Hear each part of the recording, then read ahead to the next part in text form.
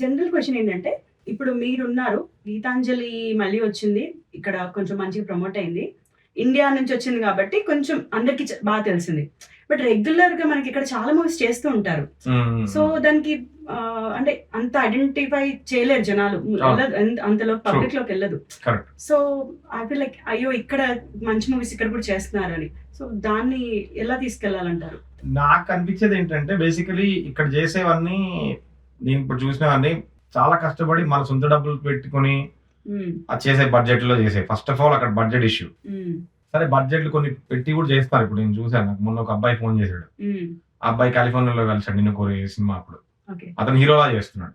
So okay. మొన్న చేసి sir నాకు ఒక 1 or 2 సాంగ్స్ నేను చేసి పెడతాను కదా. హ్మ్. చేస్తాం బ్రదర్, ఏముంది చేద్దాంలే అంటే, లేదు సార్ ఇట్లా అంటే ఆ పోస్టర్ అంతా చూస్తే లుకింగ్ రిచ్. హ్మ్. ఇక్కడ బడ్జెట్ పెడుతున్నాడు, డాలస్ లో చేస్తున్నారంట. హ్మ్. So I don't know the name of the film yet, but I feel is ఇక్కడ సినిమా చేస్తున్నప్పుడు మనం కాస్టింగ్ మొత్తం ఇక్కడ నుంచే పిక్ చేసి, హ్మ్. టెక్నీషియన్స్ ని ఇక్కడ నుంచే పిక్ అంటే చేసి, ఎవ్వరు తెలియని వాళ్ళు, అందరూ తెలియని ఎడిటింగ్ వాళ్ళు. ఇక్కడే చేసుకొని, ఆల్మోస్ట్ పోస్ట్ ఇక్కడే చేసేసి హ్మ్. డైరెక్ట్ రిలీజ్ కోసం హైదరాబాద్కి వెళ్తే చూడాలి ఎవరు. Very very hard to cell.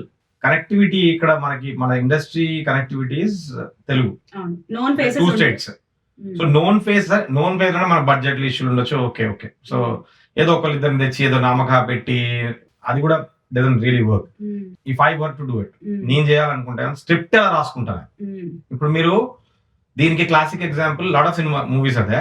ఇప్పుడు మా కెరియర్ లాస్ట్ ఈ 10 ఏళ్లలో యు టేక్ నిన్ను కోరి is the classic example of that. నిన్ను కోరి 60% of the cinema, 70% of the cinema is done in 60% I would say in California. అక్కడికి వెళ్ళి నేను చేసా సాంగ్ కూడా. కథ ఎలా రాసుకున్నారు? శివ డైరెక్టర్ ఎవరైతే ఉన్నాడో, తన పేరు శివానే, తను కథ రాసిందే అట్లాగా. అది యుఎస్ లో కాకుండా కథ యుఎస్ కి మార్చింది కోనగర్.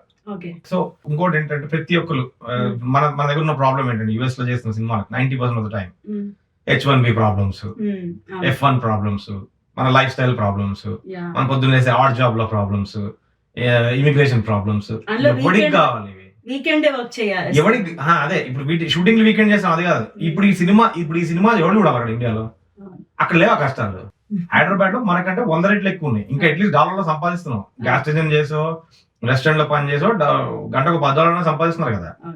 అసలు అది కూడా లేదు కదా అక్కడ. చాలా మంది ఇంకా స్ట్రగ్లింగ్ లో. ఇప్పుడు ఆల్రెడీ కష్టాలు ఉన్నోడికి మళ్ళీ కష్టాలు చూపిస్తున్నాయి.